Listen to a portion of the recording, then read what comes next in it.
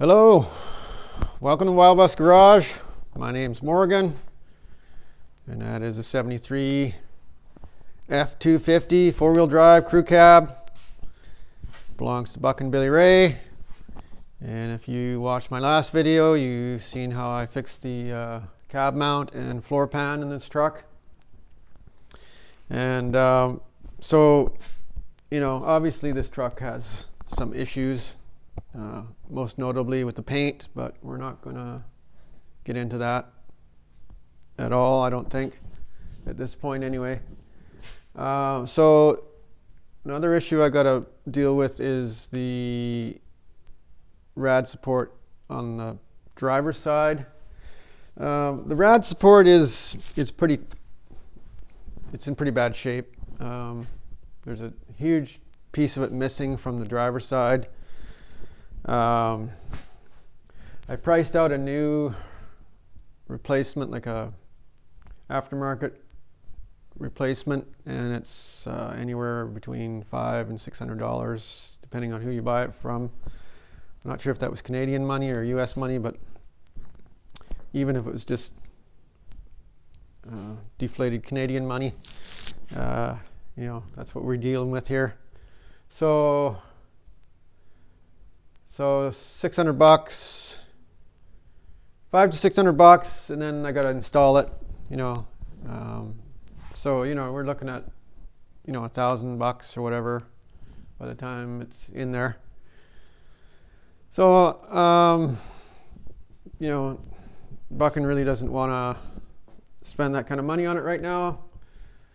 So I'm just going to go ahead and, I don't know what you want to call it, scabricate a repair panel into the front of that lower section, and it's a work truck. Just gonna keep it going. So I'll show you what I'm dealing with here. So right there is supposed to be a whole bunch of metal, like not a pedestal, but just a mount point where it mounts to the frame. It's completely gone. And then you can see this jagged edge all along here. So there's supposed to be a piece that runs right across here, a double wall piece. So you can see the remains of it right there. So that's the doubler right there. So I'm just going to make up something and tack it on to the existing metal. And then you can see there's other issues there too. The inner fender is all broken up and pretty badly rusted there. Mostly broken up, really. So I guess there was an auxiliary battery there at one point. So anyways, I got to get to it here. I've already started messing around with this a bit.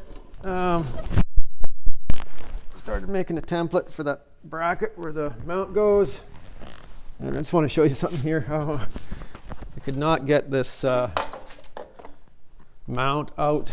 It's just, I cut the nut off the bottom of it, and then I had to just keep turning it. I managed to pull the rubber out of there, and then I just kept turning it and cutting bits of it off until I could push it up through the hole. So that's kind of, really gives you an idea what's going on down there. The extent of the rust on this part itself here. So, and of course, all the missing metal there, it's just falling off on the road over the years. So, I gotta get to work. Okay, here's the bracket for the mount. Pretty basic.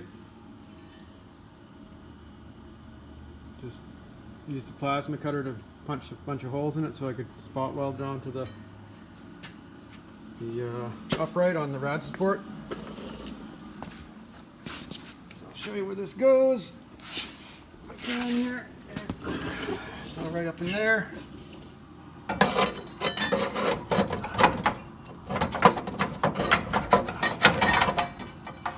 Just push it up like that. Weld it on. And I'm going to just build off of that. Just a quick look at what it looks like on the inside so far. There's a little hole up there, so I patched that. There's the bracket in there. And the first layer of the, I don't know what you want to call this, the baffle, whatever. So I'm going to put another, see that hole there? I've got to put another piece so it drops down below there, or to meet that hole, rather. And just a quick look at the outside. Get it all welded in. I think that's going to work out nice. Okay, here's what I ended up with. And if you know anything about these, you're going to be able to tell right off the rattle that it's not, I didn't try to do a OEM repair on this. I just wanted to strengthen it up a bit, make it functional. And that's all it is. It's kind of hacked together a little bit, but it'll do what it has to do. So yeah, it ended up being 1, 2, 3, 4, 5 pieces I had to cut and bend and shape a little bit. So anyways, that's it. That's all it gets. All right, so there we go. That was kind of a quick and dirty repair. Like I said, I wasn't going for OEM.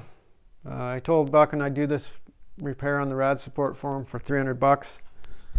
So you know, I had to kind of just jam through it. I didn't really have time to be too fussy on it and trying to make it look like the original one. There's just trying to do this repair in the truck was pretty difficult.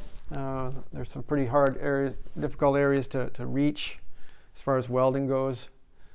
And you know, you really couldn't have fixed it properly in the truck. Anyways, so $300 for this repair. I've got about 6.5 hours in it so far. I've got to do a little bit of painting on it, a little cleanup, and then of course put it back together, put the grill back in, and put the mount in. And so, you know, by the time I do all that, it's going to be about 8 hours. So, you know, that's a day's wages for most guys. So, you know, I feel okay about that. So, anyways, not much left to do here on this truck. I gotta look at the brakes, get the brakes fixed up for him a little bit. It's losing fluid somewhere. So once that's done, once I get it all put back together, this truck will be going out of here, and Myrtle's coming in. So look forward to that. And so anyways, thanks for watching, and stay tuned because there's a lot more metal shaping, metal bending, metal welding coming.